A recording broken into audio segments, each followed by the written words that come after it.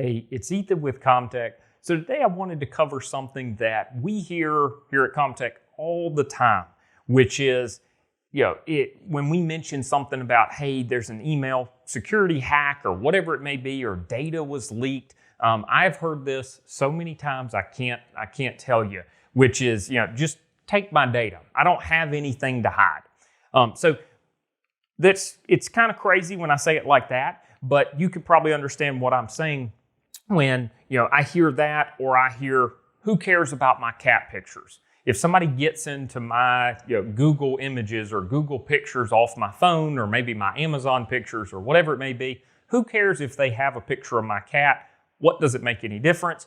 Or I've also heard this, so what if they know my cholesterol's high? What happens if they get into my medical data, they see that I have high cholesterol? What does it matter? So I wanted to just mention this because this is, in my opinion, not the right attitude to have, and I'll show you why. So if you haven't seen one of our most recent YouTube videos where Change Healthcare actually got hacked and got ransomware. They're a big insurance provider, or a back-end insurance provider for healthcare.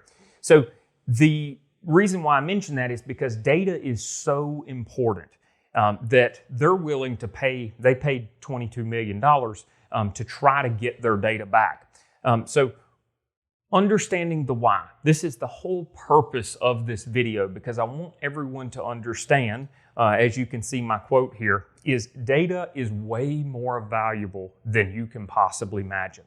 As we keep going more and more towards a digital world, and we put all of our medical records online and all of our finances online, having that data is so valuable. Now, to keep driving this point home, anyone ever wondered why Facebook is free, or Twitter, or now X is free, or a lot of credit cards? They're free. They don't have any annual fee. A lot of them don't.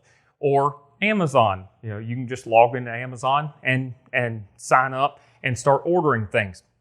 Or even a gas station. Ever wondered why a gas station is willing to give you 3 or 5 cents off? None of these companies were, minus maybe your local gas station, but none of these companies are small. They're all very large. They realize that if I can give in the gas station, if I can give 3 cents on the gallon, then I might be able to get 20 cents back by just analyzing the data, figuring out when people fill up, figuring out what they buy in the store, that sort of thing. So I labeled this slide too many options because that's really what it is with these hackers when they get your data.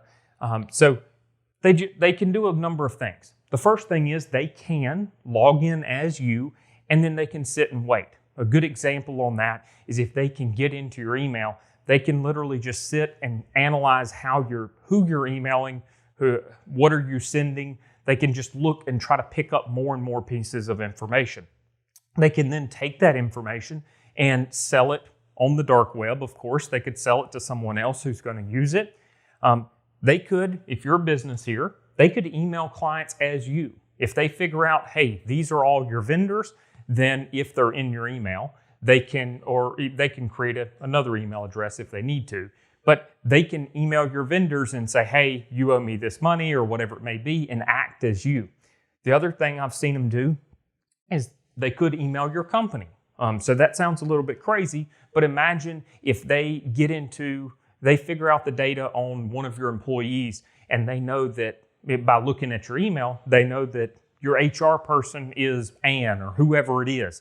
Then they can email Ann as that person and say, hey, I need to change my bank account information or whatever it may be. And I have my own, so maybe they have your Social Security number. So they're emailing back and forth saying, hey, my Social Security number is this, my new bank account's this, whatever it may be. So they can email your company as you. And then the final thing, which is crazy, but I've seen them also do this. If they can get enough information, maybe a couple of your passwords or whatever it is, they can send an email directly back to you and say, hey, I've got all your passwords. I'm going to kind of hold you for ransom, and there's nothing you can do about it. So trying to use scare tactics.